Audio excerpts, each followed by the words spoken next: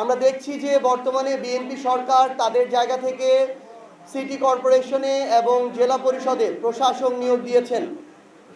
এর পূর্বে অন্তর্বর্তীকালীন সরকারের সময়ে যখন এক দুইজন প্রশাসকও নিয়োগ দেওয়া হচ্ছিল, তখন নাকি সকল ধরনের গণতন্ত্র ব্যাহত হয়ে যাচ্ছিল এবং সকল ধরনের গণতান্ত্রিক উত্তরণের সাংবিধানিক প্রক্রিয়া ব্যাহত হচ্ছিল। এটা ছিল বিএনপির ভাষ্য।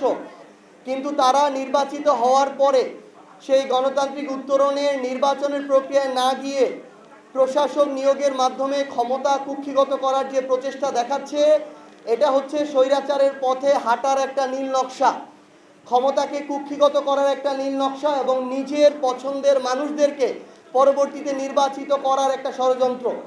আমরা স্পষ্ট করে বলতে চাই যে যাদেরকে যেখানে প্রশাসক পদে দেয়া হচ্ছে তারা যেন সেই জায়গায় নির্বাচন না করতে পারে, এই জায়গাটিতে আমাদের সুস্পষ্ট অবস্থান থাকবে এবং সারা বাংলাদেশে লেভেল প্লেইং ফিল্ড নির্বাচনে বজায় রাখার জন্য আমাদের অন্তর্বর্তীকালীন সরকারের সময়ে যে অধ্যাদেশ করা হয়েছিল যে স্থানীয় নির্বাচনে কোনো দলীয় প্রতীকের নির্বাচন হবে না, স্থানীয় নির্বাচনে সেই নিয়ম সে অধ্যাদেশ মেনে স্থানীয় নির্বাচন হতে হবে, দলীয় প্রতীকে নির্বাচন করা যাবে না।